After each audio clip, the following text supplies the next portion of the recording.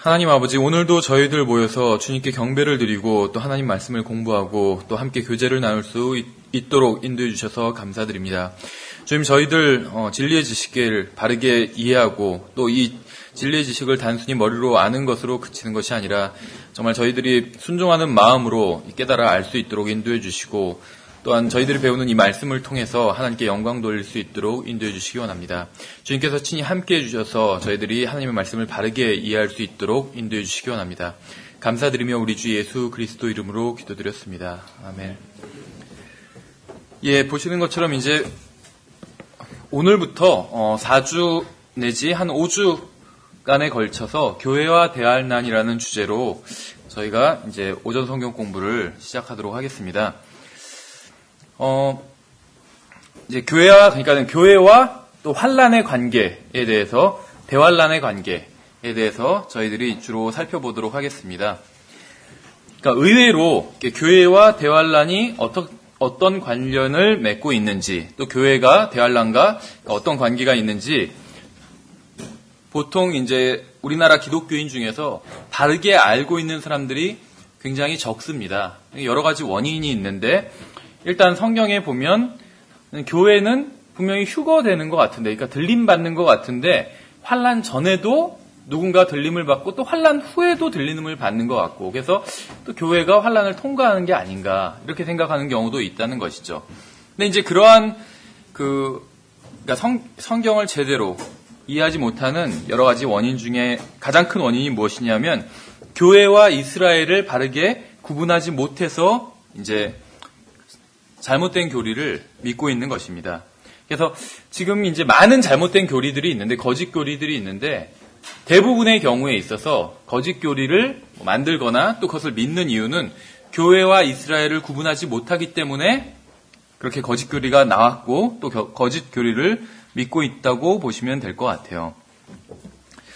하나님께서 어떤 것을 말씀하시고 또 사람이 다른 것을 말한다면 우리는 항상 하나님께서 하시는 말씀을 믿을 것입니다. 그것이 가장 안전한 것이죠. 근데 문제는 무엇이냐면, 오늘날 대부분의 그리스도인들은 하나님께서 무엇이라고 말씀하셨는지 전혀 모른다는 것이죠.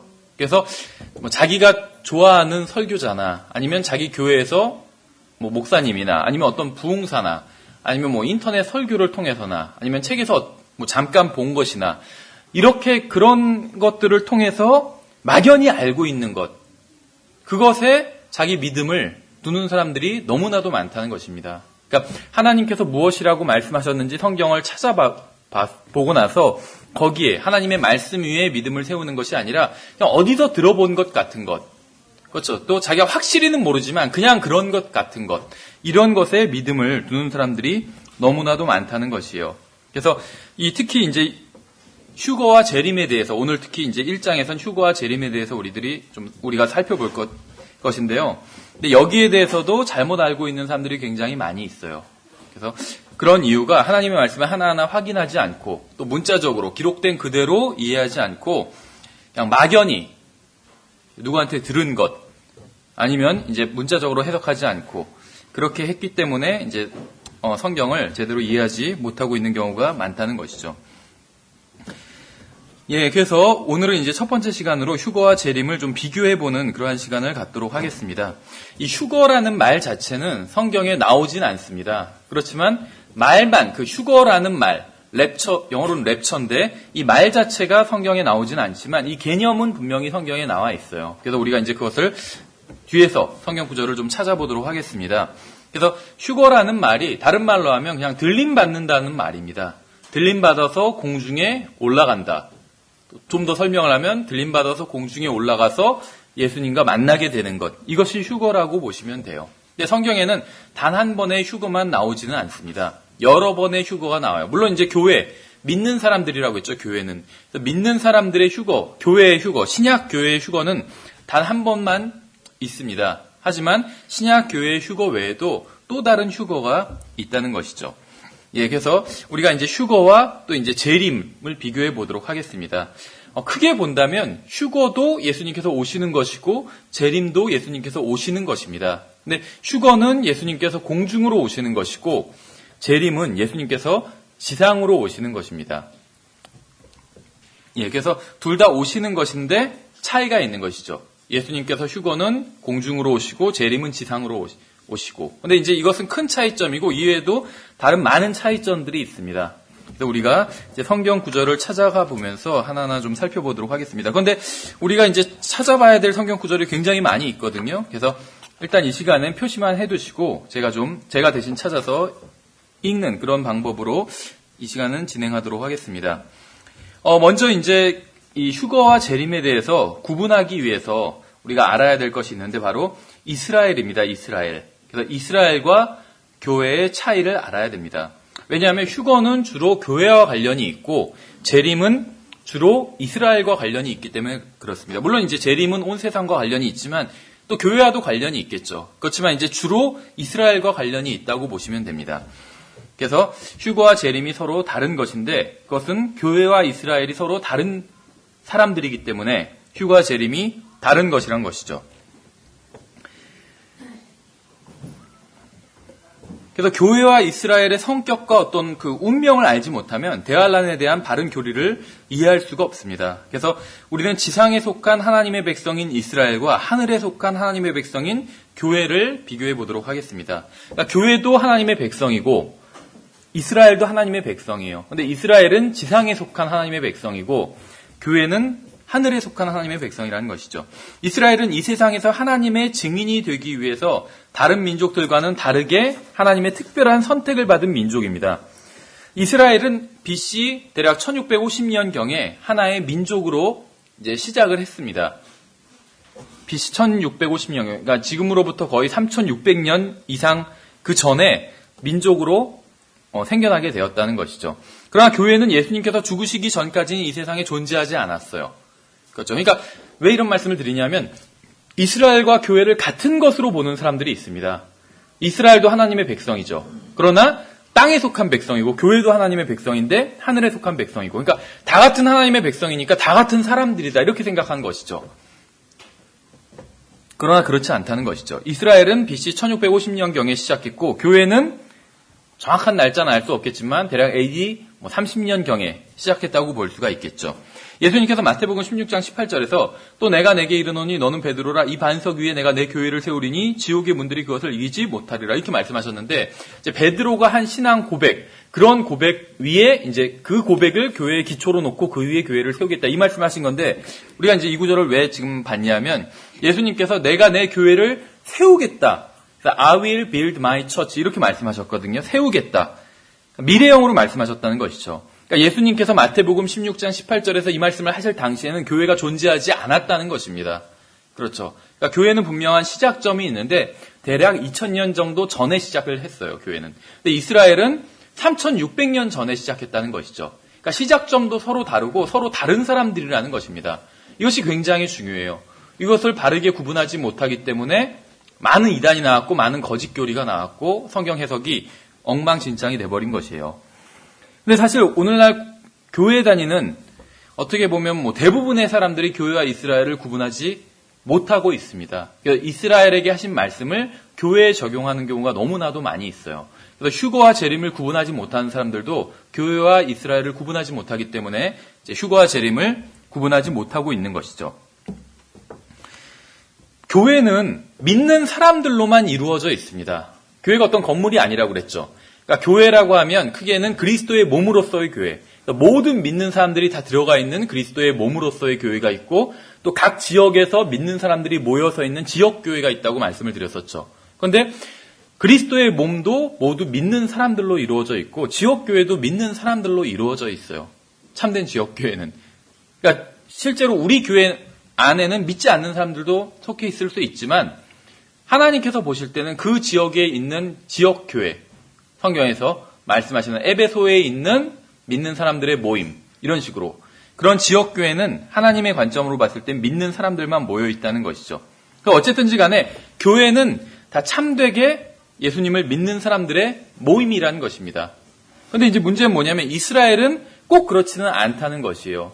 이스라엘은 그 이스라엘이라는 국가 안에 있으면 참되게 하나님을 믿지 않는다 할지라도 그 사람은 이스라엘 사람이라는 것입니다.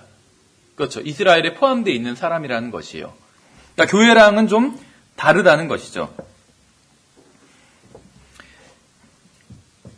이스라엘의 종교를 받아들이고 유대인이 되기 전까지는 이방인들은 유대인들과 연합할 수는 없었죠. 그런데 이제 이에 반해서 교회는 유대인들과 이방인 모두로 구성된 믿는 사람들의 모임이라는 것이죠. 이스라엘이라는 국가 안에는 하나님을 진심으로 믿는 사람과 그렇지 않은 사람들이 섞여 있습니다. 그렇죠. 이스라엘이라는 국가 안에 지금은 굉장히 하나님을 잘 믿는 사람들이 적겠죠. 소수겠죠. 근데 과거에 이제 어떤 다윗 왕이나 뭐 솔로몬이나 그런 이스라엘이 부흥기에 있을 때도 모든 이스라엘 사람들이 하나님을 다 잘 믿는 사람들은 아니었다는 것이죠. 그래서 이스라엘 국가 내에는 하나님을 진심으로 믿는 사람과 그렇지 않은 사람들이 섞여 있다는 것이에요. 그런데 교회는 항상 하나님을 진심으로 믿는 사람들로만 이루어져 있다는 것입니다. 그렇죠. 그게 이제 교회와 이스라엘의 차이점이라는 것이죠. 이 이스라엘의 어떤 그 종교 체계는 사실 굉장히 독특한 것입니다. 이스라엘은 하나님께서 주신 종교 체계를 가지고 있었어요. 하나님께서는 이스라엘 외에 어떠한 민족에게도 종교를 주신 적이 없습니다. 다 잘못된 종교라는 것이에요. 사람들이 만든 종교는. 근데 이스라엘의 종교 체계는 하나님께서 직접 제정해 주신 올바른 종교 체계라는 것이죠. 이스라엘의 종교에는 외형적인 의식과 제사장과 어떤 예식이 있었죠. 그렇죠? 그러니까 어떤 형식, 그 다음에 제사장, 어떤 성직자 제도 이런 게 있으면 그것은 다 가짜 종교다 이렇게 말할 수는 없어요. 과거에 이스라엘은 어떤 형식이 있었고 제사장 제도가 있었지만 그럼에도 불구하고 올바른 종교였다는 것이죠. 그렇죠? 그러니까 하나님께서 인정하시는 유일한 종교였습니다. 이스라엘은 과거에. 그런데 이와는 다르게 교회가 드리는 경배는 전적으로 영적인 것이에요. 그러니까 어떤 형식적인 것, 물질적인 것 이런 것과는 전혀 관련이 없다는 것이죠. 이스라엘의 종교는 어떤 물질적인 것과 관련이 있었어요. 그렇죠? 성전을 어떻게 지어야 되고 성막을 어떻게 지어야 되고 지성소에는 또 어떻게 배치가 돼야 되고 그 지성소 안에 어떤 기구들이 있잖아요. 그렇죠? 등잔대도 있고 테이블도 있고 어떤 성궤도 있고 언약궤도 있고 그런데 그런 것들이 어떻게 놓여져야 되는지 하나님께서 지정해 놓으셨다는 것이죠. 그러니까 이스라엘 종교는 물질적인 것들과 관련이 깊게 있었다는 것입니다. 근데 그에 반해서 교회는 전적으로 영적인 것과 관련이 있어요. 교회는 물질적인 것과 전혀 관련이 없다는 것이죠. 교회는 예배를 드려야 하는 특별한 장소를 지정받은 적이 없어요. 그렇죠. 교회는 항상 집에서만 예배를 드려야 할지니라 이런 말씀도 없어요.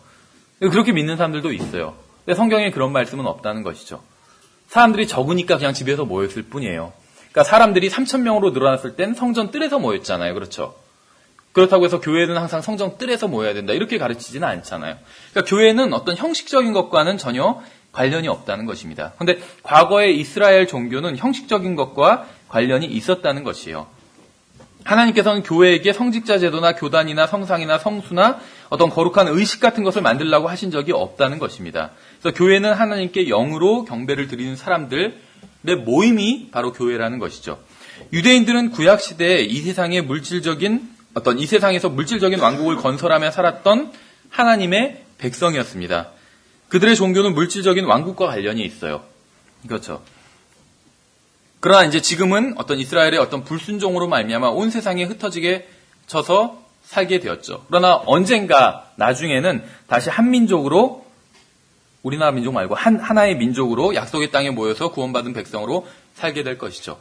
어떤 사람들은 아까도 이제 그런 얘기를 좀 나눴었는데 어떤 사람들은 이스라엘 사람들이 유대인들이 지금 신약 성경을 안 믿고 구약 성경을 믿는 줄 알아요. 그렇죠. 근데 전혀 그렇지 않아요. 유대인들 구약 성경 믿지 않아요. 신약 성경도 믿지 않지만 구약 성경도 믿지 않고 있어요. 그렇죠. 유대인들이 우리가 죄를 해결하는 방법은 예수 그리스도의 그 피와 그렇죠. 또 하나님 앞에서 예수 그리스도의 피로 인해서 우리의 죄 문제는 다 해결이 됐죠. 그리고 우리가 매일마다 또 죄를 질 때마다 하나님과의 관계가 막히게 되는데 그것은 다시 주님 앞에 나가서 죄를 자백하고 또 용서를 받으면 관계가 회복될 수가 있겠죠. 그러니까 그리스도인들 또 이 세상 사람들이 죄를 해결하는 방법은 예수 그리스도의 피입니다. 근데 구약 성경만 믿는다면 죄를 해결하는 방법은 제사를 지내는 것이에요. 그렇죠. 근데 유대인들 제사 지내고 있지 않잖아요, 지금. 그러니까 유대인들이 구약 성경, 신약 성경만 안 믿는 것이 아니라 지금 유대인들은 구약 성경도 안 믿고 있다는 것이죠. 어쨌든 간에. 근데 이제 나중에는 유대인들이 회복되게 될 것이고 구약 성경뿐만 아니라 신약 성경도 다 믿고 고백하게 될 것입니다. 구약 성경에서는 유대인들이 어떤 물질적인 것과 관련이 있다는 그런 말씀이 굉장히 많이 있어요. 특히 어떤 땅과 관련이 있다. 그런 말씀이 많이 있습니다. 특히 시편 37편에서는 5번에 걸쳐서 계속 유대인들이 땅을 상속받게 될 것이다. 이런 말씀을 하고 있다는 것이죠. 그런데 저도 땅을 좋아하지만 교회에는 땅을 주시겠다는 그런 약속을 하신 적은 없어요. 성경에선. 잘 아시는 건데 에베소서 1장 3절에서도 하나님 곧 우리 주 예수 그리스도의 아버지를 찬송하리로다. 그분께서 그리스도 안에서 하늘의 처소들에 있는 모든 영적인 복으로 우리에게 복을 주셨으니 이렇게 말씀하고 있어요. 모든 물질적인 복으로 우리에게 복을 주셨다고 말씀하고 있는 게 아니라 영적인 복으로 우리에게 복을 주셨다 이렇게 말씀하고 있다는 것이죠. 또 베드로전서 1장 4절에서도 썩지 않고 더럽지 않으며 사라지지 아니하고 너희를 위해 하늘에 마련된 상속 유업을 받게 하셨나니 이렇게 말씀하고 있어요. 그래서 교회에게 약속해 주신 것은 영적인 것이고 하늘에 속한 것들을 약속해 주셨다는 것이죠. 그렇죠. 이렇게 해서 성경에선 이제 이스라엘도 어떤 하나의 여자로 표현하고 있고 교회도 하나의 여자로 표현하고 있습니다. 그래서 이걸 이제 혼동하는 사람들이 있는 거예요. 교회도 여자고 이스라엘도 여자니까 같은 여자가 아닌가 이렇게 생각하고 있지만 성경에서는 여자는 여자인데 구체적으로 굉장히 다르다고 설명하고 있어요. 예를 들면 이스라엘은 성경에서 이제 그 하나님의 신부라고 그렇게 표현하고 있습니다. 근데 교회는 예수 그리스도의 신부로서 그렇게 표현하고 있죠. 근데 이제 이스라엘은 단순하게 하나님의 신부라고만 말씀하시는 것이 아니라 하나님과 혼인을 했던 과거형으로 혼인을 했던 하나님의 아내라고 말씀하고 있어요. 근데 교회도 그리스도의 아내긴 아내인데 아직 혼인하기 전에 아내인 것이죠. 그래서 우리가 이제 교회론 시간에 배웠었죠. 아내라고 하면 일반적으로 얘기할 땐 결혼을 한 여자를 말하는 것이죠. 그런데 성경에서는 결혼을 하기 전에 여자도 정혼한 사이도 아내라고 부르고 있어요. 그렇죠. 그래서 요셉의 경우나 그런 것을 좀 찾아봤었죠. 어쨌든지 간에. 그래서 교회도 예수 그리스도의 신부인데 아직 결혼을 하기 전인 상황인 것이고 이스라엘은 하나님의 아내인데 이미 결혼을 한 상태인 것입니다. 근데 이제 결혼을 하고 그것을 끝난 것이 아니라 그 일에 하나님과의 관계에 문제가 있었어요. 그래서 체크만 해놓으세요. 이사야서 50장 1절에서 제가 읽어보면 주가 이같이 말하노라 내가 버린 내 어머니의 이혼 증서가 어디 있느냐. 그러니까 이스라엘 자손들에게 말하는 거예요. 내가 어느 채권자에게 너희를 팔았느냐. 보라 너희는 너희 불법들로 인하여 너희 자신을 팔았고 너희 어머니는 너희 범죄들로 인하여 버림을 받았느니라. 그러니까 무슨 말이냐면 하나님과 이스라엘의 관계는 남편과 아내의 관계였는데 이스라엘이 배교함으로 말미암아 하나님을 떠나가게 되었다는 것입니다. 그래서 지금 이사야서 50장에서 하나님께서 말씀하시는 이 시점에선 하나님과 이스라엘이 이혼한 상태라고 말씀하시는 것이에요. 이혼한 상태라고. 그렇죠. 그래서 54장 4절에서 제가 다시 읽어보면 두려워하지 말라 내가 부끄러움을 당하지 아니하리라 당황하지 말라 내가 수치를 당하지 아니하리라 내가 젊은 시절에 수치를 잊고 과부 때의 치욕을 다시는 기억하지 아니하리라. 그래서 이스라엘이 마치 과부와 같다 이렇게 말씀하고 있는 것이요. 54장 6절에선 주가 너를 부르되 마치 버림받아 영이 괴로운 여인 곧 젊어서 거절당한 아내를 부르는 것 같이 하였도다. 내 하나님이 말하노라. 또 이스라엘은 거절당한 아내와 같다 이렇게 말씀하고 있어요 또. 그런데 이제 54장 5절에서 다시 너를 만드신 이는 내 남편이니 만군의 주가 그의 이름이라. 그는 내 구속자요 이스라엘을 거룩한 자니 그는 온 땅의 하나님이라 불리리라. 그래서 결국에는 다시 하나님께서 이스라엘을 받아주실 것이다 아내로서 이렇게 말씀하고 있는 것이죠. 그래서 여기까지 정리를 하면 이스라엘은 하나님의 아내였는데 하나님을 버리고 떠나갔기 때문에 이혼한 상태가 된 것이죠. 하나님과. 근데 하나님께서 나중엔 다시 이스라엘을 되찾아 오실 것이다 이렇게 말씀하고 있어요. 그러니까 여자는 여자인데 결혼했다가 이혼했다가 이제 미래에는 다시 하나님과 화합하게 되는 그 여자라고 말씀하고 있는 것이죠. 근데 이에 반해서 교회는 여자는 여자인데 아직 결혼하기 전에 순결한 처녀라고 말씀하고 있어요. 그래서 잘 아시는 것처럼 고린도서 11장 2절에서 내가 하나님께 속한 질투로 너희에 대하여 질투하노니 이는 내가 너희를 순결한 한 처녀로 그리스도께 드리기 위해 한 남편에게 너희를 정혼시켰기 때문이라 이렇게 말씀하고 있죠. 그러니까 이스라엘과 교회는 서로 시작한 시점도 달라요. 교회는 2000년 전에 시작했고 이스라엘은 3600년 전에 시작을 했죠. 구약 성경은 주로 이스라엘에 대해서 말씀하고 있고 신약 성경은 주로 교회에 대해서 말씀하고 있어요. 이스라엘은 하나님과 결혼했다가 이혼한 상태예요, 지금. 나중에 다시 회복돼서 하나님과 다시 어떻게 보면 재혼하게 되는 거지, 하나님과 전 남편과. 그런데 교회는 아직 정혼만 한 상태고 예수 그리스도와 결혼을 하진 않은 상태예요. 그러니까 교회와 이스라엘이 분명히 다르다는 것이죠. 그렇죠.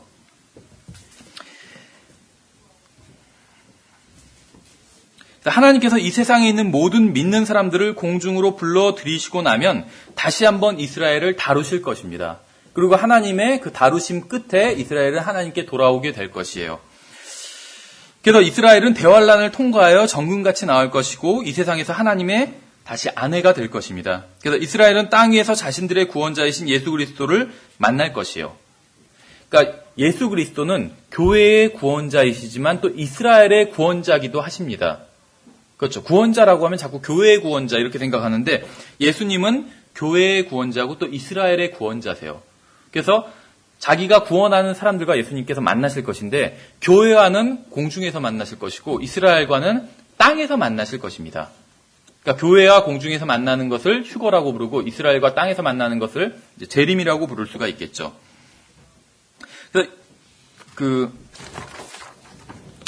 성경 구절을 좀 제가 이제 읽어보면 예수 그리스도께서는 교회를 위해 공중으로 오시는 것을 성경에선 복된 소망이라고 부릅니다. 이걸 우리가 다른 말로 하면 그냥 휴거라고 부를 수가 있어요. 디도서 2장 13절에서 저 복된 소망과 위대하신 하나님 곧 우리의 구원자 예수 그리스도의 영광스러운 나타나심을 기다리게 하셨느니라 이렇게 말씀하고 있죠. 또 베드로전서 1장 13절에서 그러므로 너희 마음의 허리를 동이고 정신을 차려 예수 그리스도께서 나타나실 때 너희에게 가져오실 그 은혜로 인해 끝까지 소망을 가질지어다 이렇게 말씀하고 있어요. 여기까지 정리하면 무슨 말이냐면 앞으로 어떤 일이 일어나게 되는데 언제 일어나게 될지는 우리는 알 수 없어요. 근데 어떤 일이 일어나게 되냐면 먼저 교회가 믿는 사람들이 들림을 받아서 공중에서 예수님과 만나게 됩니다. 예수님께서 지금 셋째 하늘에 계신데 지구 근처에 공중까지 오시는 것이요. 그렇죠. 그래서 그렇게 오시면 교회를 불러서 같이 교회가 공중에서 예수님과 만나게 되는 것이죠. 이것을 이제 휴거라고 부릅니다. 그러면 지상에선 7년간 환란이 시작되게 돼요. 그럼 이제 7년 환란이 끝날 때쯤에 예수님과 만난 교회가 예수님과 함께 이 지상에 재림하게 되는 것입니다. 그러니까 다시 말하면 우리는 믿는 사람들은 예수 그리스도와 만나는 것을 기다리고 있는 것이요. 대환란을 기다리는 것이 아니라 그렇죠. 예수 그리스도께서 이스라엘에게로 오실 때는 이 세상의 모든 사람들을 심판하러 오실 때입니다. 재림하실 땐. 예수 그리스도께서 교회를 위해 오실 때는 이스라엘을 위해 오실 때와 분명히 다른 시기라는 것이죠. 그래서 교회를 위해서 오시는 것을 다른 말로 하면 휴거라고 하고 이스라엘을 위해서 오시는 것을 다른 말로 하면 재림이라고 부른다는 것이죠. 그래서 휴거와 재림의 어떤 12가지 그 차이점을 한번 살펴보도록 하겠습니다. 첫 번째는 무엇이냐면 예수 그리스도께서 자신의 성도들인 교회를 위해서 오실 때에는 공중으로 오세요. 요한복음 14장 3절에 가서 너희를 위해 처소를 예비하면 내가 다시 와서 너희를 내게로 받아들여 내가 있는 곳에 거기에 너희도 있게 하리라 이렇게 말씀하셨죠. 그래서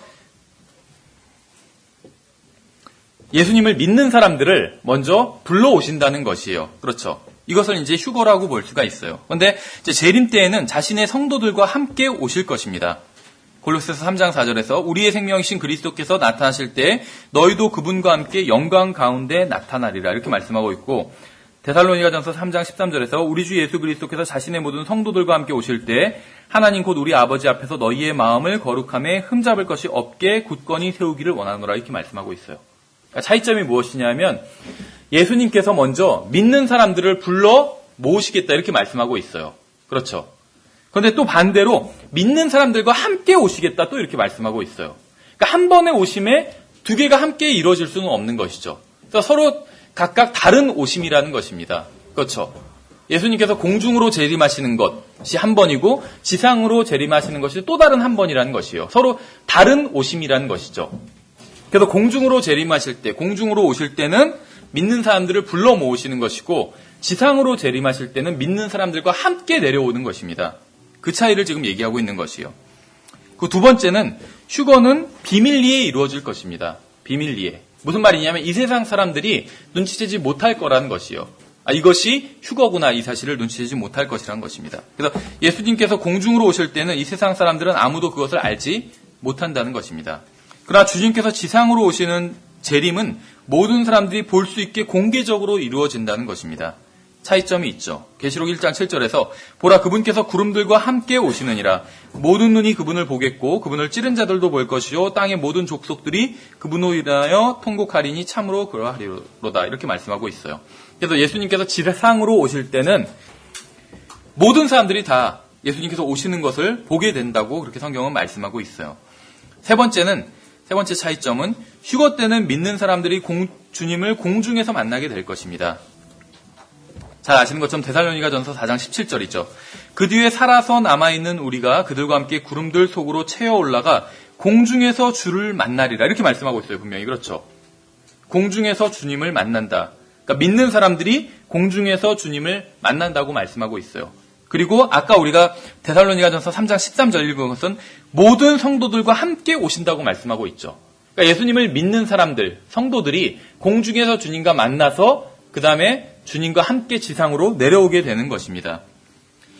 그래서 휴거는 예수님과 공중에서 만나는 것, 데살로니가전서 4장 17절에서 말씀하시는 것처럼 이것이 휴거라는 것입니다. 근데 재림 때에는 그리스도께서 지상으로 내려오실 것입니다.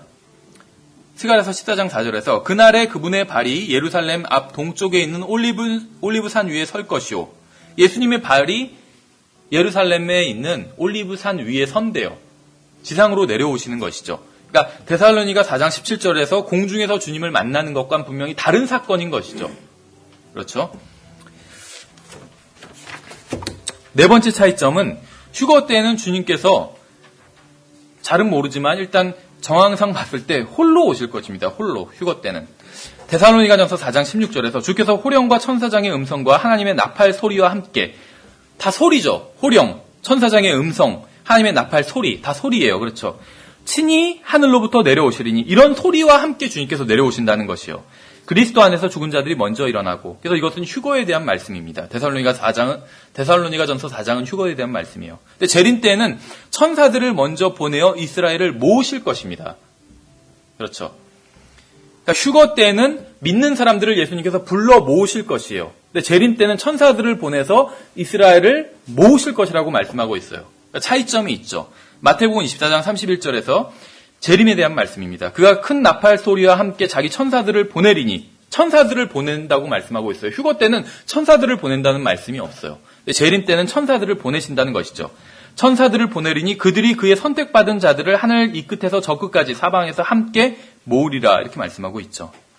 다섯 번째 차이점은 그리스도께서 교회를 위해 오실 때에 관해서는 성경은 어떠한 표적에 대해서도 말씀하신 적이 없어요. 그러나 공개적으로 이 땅에 오실 때인 재림의 시기에 관해서는 먼저 많은 표적들이 있을 것이라고 말씀하고 있습니다. 무슨 말이냐면 우리가 지금 기다리고 있는 것은 예수님과 만나게 되는 것입니다. 그러니까 예수님을 기다리고 있어요. 그리고 예수님과 만나게 되는 것. 다시 말하면 우리가 들림받아서 공중에서 주님과 만나게 되는 것. 우리는 휴거를 기다리고 있어요. 그렇죠. 그런데 이 휴거를 위해서는 어떠한 표적도 없다는 것입니다. 그러니까 어떠한 사인도 없다는 것이요. 그러니까 언제든지 일어날 수 있다는 것입니다. 휴거는. 어떤 정해진 시기가 없다는 것이요. 그렇죠. 만약에 휴거가 언제 일어날 것인지 정해져 있었다면 예수님께서 아셨을 것이에요. 근데 예수님께서는 그날은 아들도 모른다고 말씀하고 있잖아요. 그렇죠. 왜냐하면 정해지지 않았기 때문에. 하나님 아버지께서 정하시는 것이에요. 그렇죠. 그래서 어떠한 사인도 없어요. 그냥 언제든지 휴거가 일어날 수 있다는 것입니다. 그런데 재림은 재림이 일어나기 위해서는 사인이 있다는 것이에요. 표적들이 있다는 것입니다. 재림의 가장 큰 표적은 바로 휴거겠죠. 물론 근데 이제 휴거가 일어났을 때 사람들은 그것이 휴거라는 것을 알지 못하겠죠. 그래서 어쨌든지 간에 성경에서는 많은 표적들에 대해서 말씀하고 있는데 그것들은 다 재림에 대한 표적이지 휴거에 대한 표적은 아니라는 것입니다. 누가복음 21장 25절에서 또 해와 달과 별들에는 표적들이 있고 땅에는 민족들의 고난과 혼란이 있으며 바다와 파도가 울부짖으리로다. 땅에 임하는 그 일들을 내다보는 것으로 인해 두려움으로 인해 사람들의 마음이 그들을 기진하게 하리니 계시록에 자세히 묘사되어 있죠. 이는 하늘의 권능들이 흔들릴 것이기 때문이라. 그때 사람의 아들이 권능과 큰 영광을 가지고 구름 가운데서 오는 것을 그들이 보리라. 이렇게 말씀하고 있죠. 아까 계시록 1장 7절과 동일한 말씀이죠. 그래서 예수님께서 지상으로 재림하시는 것은 사인이 있다는 것입니다. 그러니까 어떤 사인들을 보면 예수님께서 재림하시리라는 것을 알 수 있다는 것이에요. 그러니까 환란 시대에도 하나님의 말씀을 믿는다면 예수님의 재림을 대비할 수 있게 되는 것이죠. 근데 휴거는 어떤 사인이, 아무런 사인도 없다는 것입니다. 여섯 번째 차이점은 휴거 때에는 그리스도 안에서 죽은 자들이 모두 부활할 것이라고 말씀하고 있어요. 고린도전서 15장 23절에서 그러나 각 사람이 자기 차례대로 되리니 먼저는 첫 열매인 그리스도요. 그 다음은 그리스도께서 오실 때에 그분께 속한 사람들이라 이렇게 말씀하고 있어요. 근데 재림 때에는 어떠한 부활도 말씀하신 적이 없어요. 재림에 대한 문맥, 아까 우리가 누가복음이나 마태복음이나 계시록이나 어디를 봐도 어떤 부활에 대한 말씀이 전혀 없다는 것입니다. 재림과 휴거가 서로 다른 사건이라는 것이죠. 일곱 번째 차이점은 휴거 때는 믿는 사람들의 몸이 예수 그리스도의 영광스러운 몸처럼 변화할 것입니다. 빌립보서 3장 20절에서 우리의 생활 방식은 하늘에 있으며 거기로부터 또한 우리가 구원자 주 예수 그리스도를 기다리노니 휴거를 말하는 것이죠. 예수님을 기다리는 것. 그분께서 모든 것을 자기에게 복종시키실 때 사용하는 능력을 발휘하사 우리의 천한 몸을 변화시켜 자신의 영광스러운 몸과 같게 만드시리라. 이렇게 말씀하고 있죠. 그래서 휴거 때는 우리의 몸이 변화될 것이다. 라고 말씀하고 있어요. 공중으로 올라가려면 몸이 변화돼야 되겠죠. 이 몸 갖고는 올라갈 수가 없겠죠. 또 요한일서 3장 3절에서도 그분께서 나타나시면 휴거를 말하는 것인데 우리가 그분과 같게 될 줄을 아노니 이렇게 말씀하고 있어요. 그래서 휴거 때는 믿는 사람들, 들림받는 사람들의 몸이 변화될 것이다 이렇게 말씀하고 있는데 재림 때는 믿는 사람들의 몸이 변화될 것이라는 그런 말씀이 성경 어디에도 없습니다. 재림 때는. 그러니까 휴거와 재림이 다르다는 것이죠. 또 그 성경에서는 휴거 때 공중으로 오시는 예수님을 새벽별과 같다고 말씀하고 있어요. 새벽별과 같다고. 그런데 재림 때 예수 그리스도에 대해서는 말라기 4장에서 태양과 같다고 말씀하고 있어요. 그러니까 새벽별과 태양, 분명히 큰 차이가 있는 것이죠. 또 휴거와 재림의 아홉 번째 차이점은 예수 그리스도와 공중에서 만나는 복된 소망은 믿는 사람들에게 진정한 위로를 줍니다. 그렇죠. 예수님과 만나게 되는 거. 지금 내가 어떤 어려운 일이 있고 힘든 일이 있고 또 고난을 당하고 있다 할지라도 예수님과 만나게 되는 것 자체가 위로를 줄 수 있다는 것이죠. 그렇죠. 그래서 데살로니가전서 4장 17절에서 그 뒤에 살아서 남아있는 우리가 그들과 함께 구름들 속으로 채어 올라가 휴거라는 말은 없잖아요. 휴거의 개념은 있다고 말씀드렸죠. 구름들 속으로 채어 올라가 공중에서 주를 만나리라. 그리하여 우리가 항상 주와 함께 있으리라. 그러므로 이 말씀들로 서로 위로하라. 이렇게 말씀하고 있어요. 그러니까 휴거 자체는 우리에게 위로를 준다는 것이죠. 그런데 재림은 대환란 후에 예수님께서 대환란이 끝나는 시점에 재림하시게 됩니다. 그렇죠. 그럼 이 성경에서 말씀하시는 대환란은 전무후무한 환란이라고 그랬어요. 땅에 있는 사람들이 극심한 고통을 당하는. 그래서 대환란을 다른 말로 뭐라고 말하냐면 하나님의 진노라고 부릅니다. 하나님의 진노.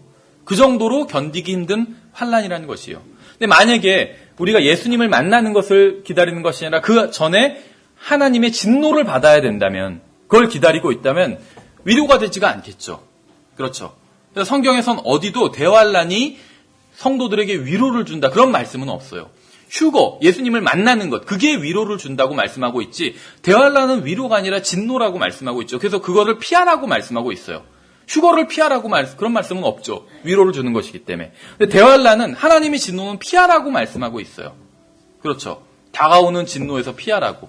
그렇기 때문에 휴거와 재림이 같을 수 없다는 것이죠. 휴거는 대환란 전에 있고, 그러니까 휴거를 들림받는 사람들은 대환란을 겪지 않게 되는 것이죠. 그런데 재림은 대환란 후에 있어요. 휴거와 재림의 열 번째 그 다른 점은 휴거는 예수 그리스도께서 믿는 사람들을 하나님의 진노로부터 구원하시는 것입니다. 그래서 이 대환란이 어떤 규모적인 면에서는 대환란이라고 부릅니다. 어떤 대상과 관련해서는 야곱의 고난의 때라고 불러요. 야곱의 고난의 때. 주로 이스라엘이 받게 되는 환란이기 때문에. 그리고 또 다른 이름으로는 하나님의 진노라고 부르고 있어요. 성경에선. 그래서 데살로니가전서 1장 10절에서 그분께서 죽은 자들로부터 살리신 그분의 아들께서 하늘로부터 오실 것을 기다리는지 보여주나니 이분은 곧 다가올 진노로부터 우리를 건져내신 예수님이시니라. 이렇게 말씀하고 있어요. 그래서 대환란이 다가오는 진노인데 그 전에 우리를 건져내신다는 것이죠. 그런데 재림 때에는 예수 그리스도께서 친히 하나님의 진노를 쏟아 부으실 것입니다. 그러니까 우리는 휴거는 진노로부터 건져내는 것이요. 그런데 재림은 예수님께서 진노를 친히 하나님의 진노를 쏟아 부으시는 것입니다. 그래서 계시록 19장 15절에서 그분의 입에서 예리한 칼이 나오는데 그분께서 그 칼로 민족들을 치시고 또 철장으로 그들을 다스리시리라. 또 그분께서는 전능자 하나님의 맹렬한 진노의 포도즙 틀을 밟으시며, 그러니까 하나님의 진노를 실행하시는 분이 바로 예수 그리스도라는 것이에요. 그렇죠. 휴거와 재림이 분명히 다른 이벤트라는 것입니다. 휴거도 오시는 것이고 재림도 오시는 것인데 휴거는 공중으로 오시고 재림은 지상으로 오시고, 휴거는 믿는 자들을 불러 모아서 이 진노를 피하게 하시는 것이고 재림은 이 진노를 쏟아 부으시는 것이고 서로 다른 이벤트라는 것이죠. 11번째 차이점은 휴거 때 우리 주님께서는 큰 소리와 함께 하늘로부터 오실 것입니다. 그러면 우리는 주님과 만나기 위해 공중으로 들려 올라갈 것이에요. 그래서 우리가 데살로니가전서 4장 16절을 17절 계속 여러 번 읽어봤었죠. 공중에서 주와 함께 만나리라 이렇게 말씀하고 있죠, 분명히. 그런데 재림 때는 하늘에서 강력한 천사들과 함께 오실 것입니다. 휴거 때는 예수님께서 교회와 만나기 위해서 오시는 거기 때문에 천사들과 같이 오시는 것은 아니에요.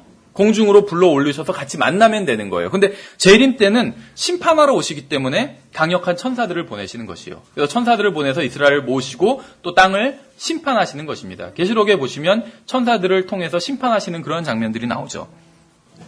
성경은 휴거 때는 천사가 함께 올 것이라고 말씀하고 있지 않습니다. 데살로니가전서 1장 7절에서 괴로움을 당하는 너희에게는 우리와 함께 안식으로 갚으시는 것이 하나님께는 의로운 일인즉 주 예수님께서 자신의 강력한 천사들과 함께 하늘로부터 나타나사, 이건 재림이죠. 그러니까 휴거는 천사와 관련이 없어요. 그런데 재림은 천사와 관련이 있어요.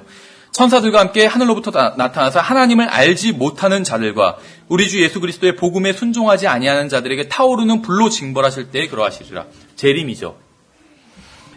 휴거와 재림의 12번째 차이점은 휴거 때에는 그리스도께서 자신의 성도들을 이 세상으로부터 데려가실 것입니다.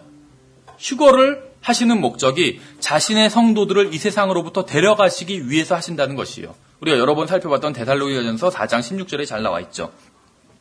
휴거 때는 구원받은 사람들을 불러 모으실 것입니다. 그런데 재림 때는 구원받지 못한 사람들을 불러 모으실 것이에요. 차이가 있죠.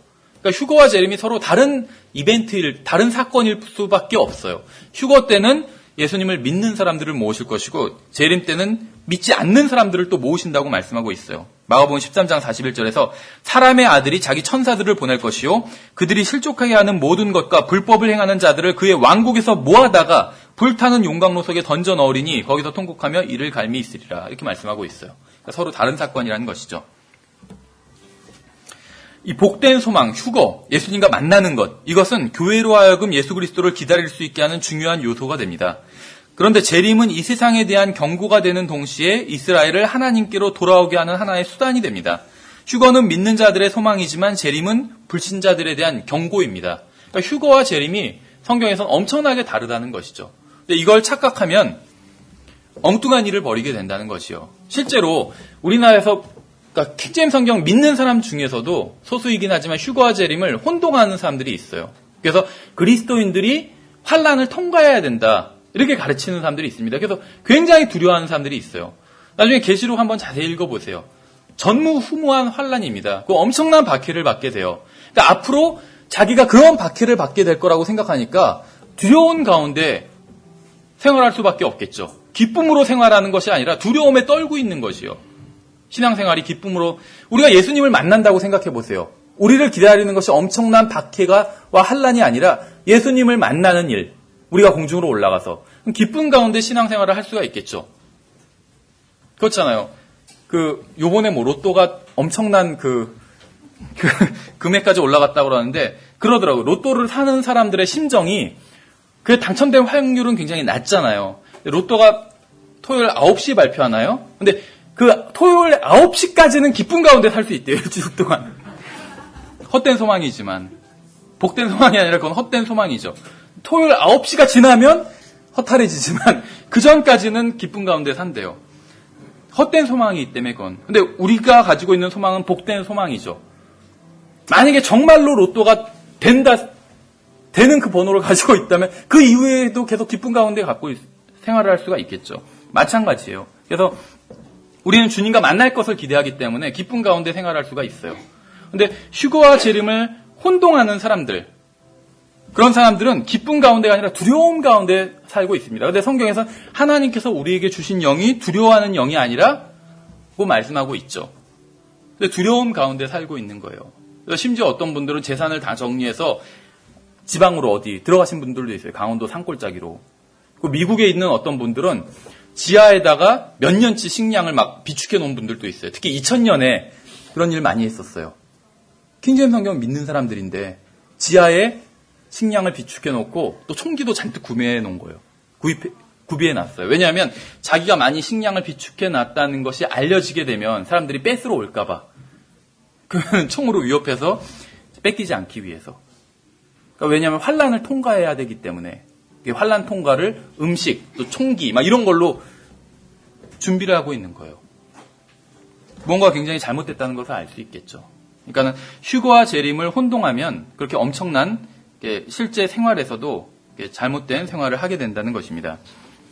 성경은 단 한 번도 재림을 교회를 위해 오시는 날이라고 말씀하지 않고 교회와 함께 오시는 날이라고 말씀하고 있어요. 그렇죠. 재림은 휴거는 교회를 위해서 오시는 것이에요. 근데 재림은 교회와 함께 오시는 것입니다. 이 세상에. 그렇죠. 주님께서는 재림 직전에 교회를 위해 오실 것입니다. 이게 휴거예요. 이 휴거가 교회의 복된 소망과 관련이 있다는 것이죠. 예, 시간이 많이 지났는데 이것도 정리를 다 해서 이제 웹진에 올리겠습니다. 그래서 웹진에 자세한 건 한번 참고해 보시면 좋을 것 같아요. 여기서 성경은 분명하게 그리스도께서 자신의 교회를 위해서 오시는 것, 휴거와 자신의 교회와 함께 오시는 것, 재림을 구분하고 있습니다. 주님께서는 교회를 먼저 데려가기 전에는 이 세상에 하나님의 진노를 쏟아붓지 않으실 것이에요. 그렇죠. 교회는 대환란 때 이 세상에 남아있지 않을 것입니다. 왜냐하면 성경에 의하면 대환란은 이스라엘과 이 세상에만 해당되는 것이기 때문이에요. 교회와는 전혀 관련이 없어요. 대환란과 교회는 전혀 관련이 없다는 것입니다. 시간이 많이 됐는데 1분만 더 말씀을 드리면 대환란의 성격을 알기 위해서 신명기 4장을 이해할 필요가 있어요. 신명기 4장 생각해보세요. 상식적으로 이것은 교회에게 해당되지 않겠죠. 제가 신명기 4장 1절을 읽어보면 그러므로 오 이스라엘아 이제 내가 너희에게 가르치는 법규와 법도를 듣고 행하라. 오 이스라엘아 하면서 이스라엘에게 하시는 말씀이죠. 신명기 전체, 신명기 4장은 이스라엘에게 하시는 말씀이에요. 그렇죠. 분명히. 그런데 30절에 보시면 이 모든 일이 내게 임하여 내가 환난 중에 있을 때 환난 얘기를 하고 있죠. 근데 그냥 대환란인지 아니면 그냥 많은 환란 중에 하나인지 헷갈릴 수가 있는데 대환란이에요, 이것은. 왜 그러냐면 내가 환란 중에 있을 때 곧 마지막 날들에 이렇게 말씀하고 있죠. 마지막 날들에 있을 환란, 대환란이에요, 이것이. 그렇죠. 그래서 이스라엘에게 말씀하시면서 마지막 날들에 있을 환란에 대해서 말씀하고 있어요. 그러니까 대환란은 교회와 관련이 있는 것이 아니라 이스라엘과 관련이 있다는 것이죠. 그래서 신명기 4장은 분명하게 마지막 날들에 있을 환란은 유대인들에 대한 것이라고 말씀하고 있습니다. 그래서 이 환란을 유대인들이 통과하고 나면 로마서 11장에서 말씀하신 것처럼 모든 유대인들이 이스라엘이 구원을 받게 되는 것이요. 그렇죠. 이것은 교회와 관련이 있는 것이 아니라는 것입니다. 이스라엘은 나중에 구원을 받을 것이에요. 로마서 11장 26절 27절에서 그리하면 모든 이스라엘의 구원을 받으리라 미래형으로 말씀하고 있어요. 이스라엘은 나중에 구원을 받을 것인데 교회는 이미 구원을 받았어요. 그렇죠. 우리는 이미 구원을 받았습니다. 그래서 교회는 대환란이 닥치기 전에 이 세상을 떠나 공중에서 예수 그리스도를 만나게 될 것이요. 교회는 이미 구원을 받았지만 이스라엘은 아직 구원받지 않았어요. 분명히 차이점이 있다는 것이죠. 앞으로 우리가 3번에서 4번에 더 걸쳐서 이 교회와 대환란에 대해서 살펴보도록 하겠습니다. 수고하셨습니다.